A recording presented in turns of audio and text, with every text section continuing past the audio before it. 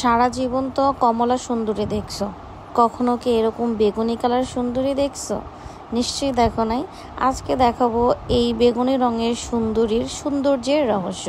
কিভাবে ওর লেজটা বেগুনি কালার হলো সেটাই আজকে তোমাদের সাথে শেয়ার করব। সো হ্যালো এভরিওয়ান, আসসালামু আলাইকুম। আসুন শুরু থেকে শুরু করা যাক, ওকে কিভাবে সাদা কালার থেকে বেগুনি কালারে রূপান্তরিত করলাম। ভিডিওটা শুরু করার আগে তোমাদের উদ্দেশ্যে কিছু কথা। তোমরা যারা বলবা যে আপু তোমার এই কালারটা করা ঠিক হয় নাই, এটা বিড়ালের জন্য ক্ষতিকর, তাদের উদ্দেশ্যে বলছি আমি সব কিছু বুঝে দেখে শুনে তারপর করেছি। তোমরা চিন্তা করো না, এটাতে কিচ্ছু হবে না, এর কোনো সাইড এফেক্ট নাই, এটা বুঝেই আমি কালারটা করেছি। তো চলো কিভাবে করেছি সেটাই তোমাদেরকে দেখাই।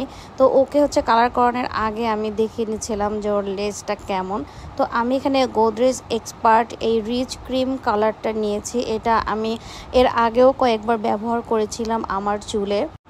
কালারটা ভালোই, মানে কালো চুলে ব্যবহার করলে ওর যেমন সাদা লেজে ব্যবহার করছে যেমন পার্পল একটা কালার আসছে, তো মানুষের চুলে ওই কালারটা আসে না। ওইটা শুধু লাইটে গেলেই তোমার শাইন করবে, বেগুনি কালার বা পার্পেলের মতো একটা তোমার কালার একটা গ্লেজ দিবে, কিন্তু এমনি সরাসরি কালারটা বোঝা যাবে না যে এটা তুমি বেগুনি কালার বা কী কালার করছো।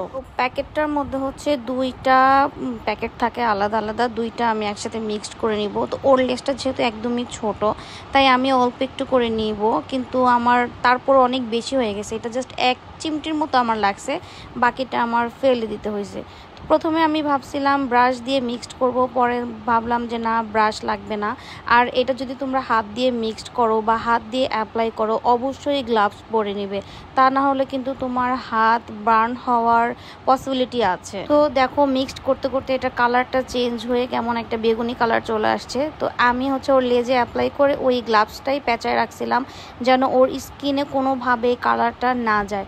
তো বাকিটুকু আমি এরকম ক্লিপ দিয়ে আটকে রেখে দিয়েছি। এই যে দেখো ওকে গোসল করানোর পরে এই অবস্থা, মানে এই কালারটা আসছে আর কি।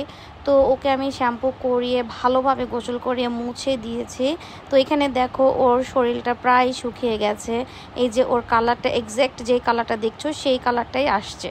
এইখানে দেখো তোমাদেরকে একটা মজার প্লাস দুঃখের একটা জিনিস দেখাই। ওকে যেহেতু আমি শরীর মুছে দিচ্ছিলাম, তাই ওকে কোনোভাবে আমি বিছানা থেকে নামতে দিচ্ছিলাম না, কিন্তু ও পটি করার জন্য চিল্লাচ্ছিল, কিন্তু আমি বুঝতে পারি নাই।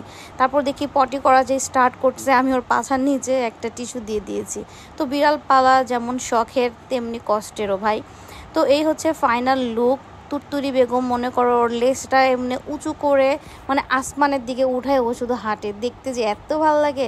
তোমরা ওকে মাশাআল্লাহ বলে দিও আর আমার চ্যানেলটা সাবস্ক্রাইব করে দিও। ভালো থেকো, আল্লাহ হাফেজ, টাটা অ্যান্ড টেক কেয়ার। ওর জন্য সবাই দোয়া করো। আল্লাহ হাফেজ।